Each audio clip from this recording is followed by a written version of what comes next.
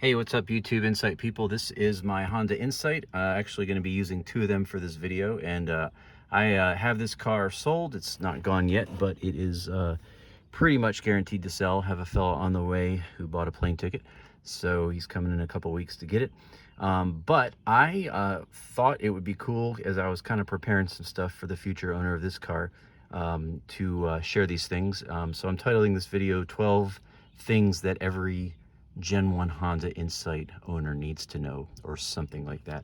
These are just things that from my ownership experience in the last 3 years owning and repairing 4 of these and putting a ton of miles on those 4 cars, I've learned. So passing these tips on to you. These aren't really necessarily repairs as much. I've got a lot of that other stuff in the video, or even mods, but this is just stuff you should know. So I'm going to go through these 12 things quick. Actually wrote it out here, so pause if you want and read that. But number 1 is always drive with the headlights on. Always drive with the headlights on. And the reason for that, I cannot explain it scientifically, but the one of the folks that was one of the higher ups at Bumblebee Batteries, which was one of the primary sources of new nickel metal hydride batteries for these cars, has posted a good bit on the insightcentral.net forum about how with the lights on full time, the battery seems to take better care of itself in terms of replenishing itself, charging itself. Don't know why that is, has something to do with the flow of current, but that's just something that's kind of common in the community. So that's number 1, always drive with your headlights on. Number 2 is keep your tires inflated to 45 PSI. The car calls for 38 front and 35 back, but this is again common. Some of the most well-known names in the Insight community recommend 45 PSI. Most notable of which is Scott Colbeck, who is Killer 3-Cylinder, who's a wonderful guy, sells lots of good parts and repairs these cars. And so that's his recommendation, so that's good enough for me. And 45 PSI is the standard on all 4 corners, and that should be good for the car. And it's a good compromise of still getting decent comfort, but at the same time getting a little better gas mileage. Number 3 is always close the hatch from the underside. So this is a real common thing on these cars. The rear hatch here gets loose. You can notice this one's very tight, not loose at all. This car's a little older. You can hear that it's a little loose. So I think this tab is broken, but these 2 aren't. I believe there's 3 tabs, 1, 2, 3. So that one's broken. Very fragile, and you don't want to have to buy a new one or fix this.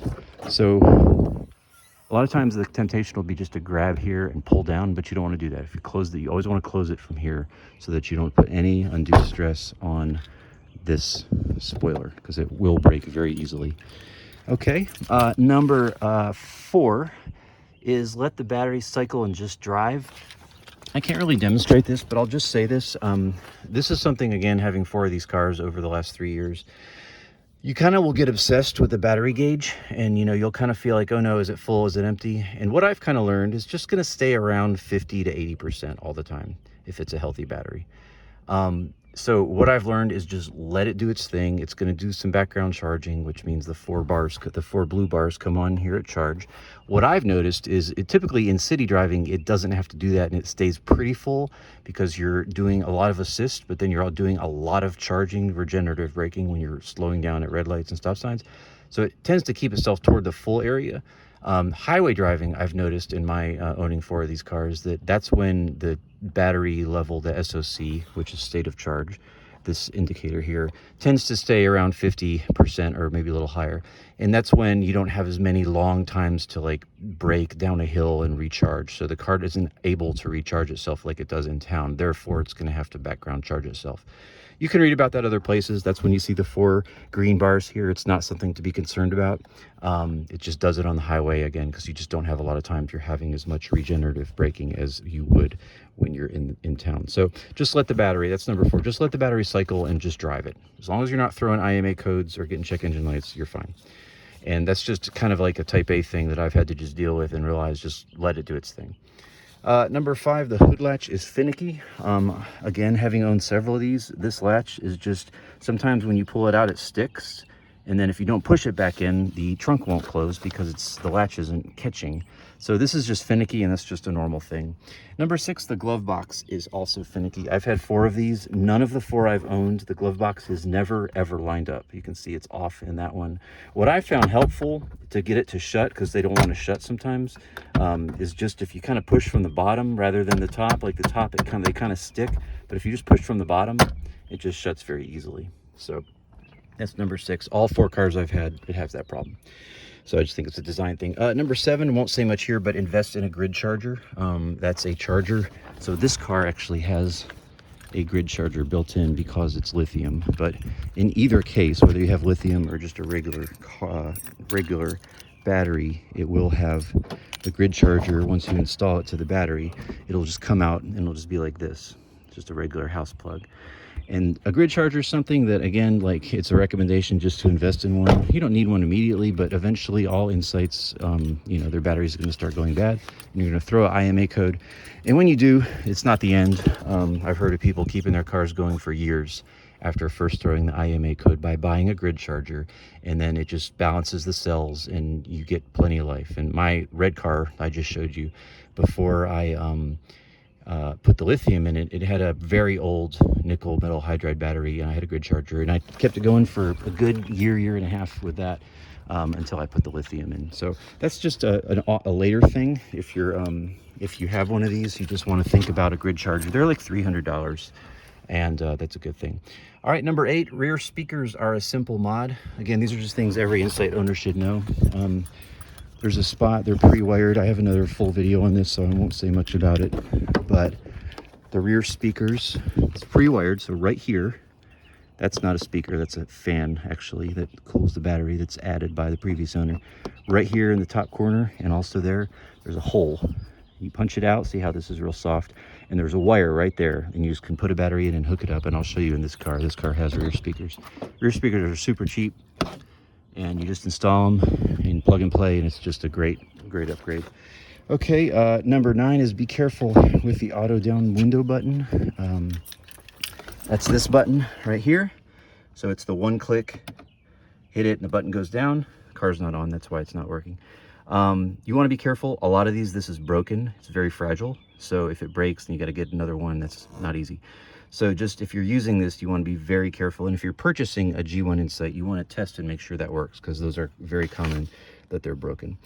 Number 9, or 10 rather, is be careful when removing rear wheel spats. And that's this piece right here, this thing. And a lot of times these will fly off. People haven't installed them correctly. They'll have these fasteners here. They're called DSUS fasteners, and they're not installed properly. There's a whole bunch of clips in here, and you got to line it up just right. I can do it now in about 30 seconds. It's real easy. But if you've never done it, it's, you know, kind of got to do a little thinking. And I just notice a lot of times when I see these cars, there's like a big gap right here because the person hasn't done it correctly, and then you're on the highway and it flies off. So that's very careful, especially if you're picking one up. I've read more than once where someone's picking one of these up from far away, and they pay, and they get on the highway, and like 100 miles down the road, it flies off and it's gone. And those are, you know, not easy to find depending on your color. So be careful when you're reinstalling this. Number 11 is be careful when reinstalling the oil drain plug. Won't say much about this either, but these have a magnesium oil pan, and a lot of times if people who are not conscientious are doing oil changes, like for example at Jiffy Lube, they will over tighten it and just torque it down, sometimes even with a you know, with an air gun, and that causes the oil pan to crack because they're very lightweight and fragile, and so that can you know, put wear on that by over tightening that bolt, and then it'll crack. And that's very common with these cars, is the oil pan's cracked, and that's not a cheap fix at all. So that's like a $300+ fix, plus the labor. So if you just want to be very gentle, and what I would recommend with every G1 Insight is the first time you change the oil, get a Fumoto, F-U-M-O-T-O oil valve, which you plug it in and you never have to take it out again. It just has a valve, it just opens and closes. I have a video on that as well, and then you never have to put stress on it again, on the oil pan. And then number 12, adjust your MPG expectations. This is just something that people ask me a lot. What kind of gas mileage do you get? Those automatics were rated at like 56, 57. The manuals are rated at 61, 70. And if you drive like a grandma, you'll get that. If you drive like a normal person, you're gonna get like high 40s in that, and probably high 50s in the manual. So you just need to adjust your expectations. I'm getting 53 55 in that car right now, but I know how to hypermile, and that's with the wrong tires, by the way. Well, they're not wrong, they're just one size up. So I'm able to get about 55 over the last 800 miles, but I know what I'm doing. This car, I'm getting about 80 right now, but again, that's not normal. Normal, you know, you're gonna get high 40s, high 50s, depending on hills, air conditioning use, condition of car, but just adjust your expectations, because, you know, I see this all the time on the Facebook group. People are saying, you know, like, I can't, you know, I'm only getting blank MPGs.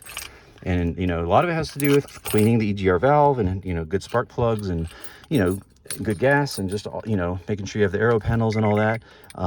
But a lot of it has to do with the driver. And just demonstrate this guy right here. Yeah, so I'm at 79.6 there on this tank so far.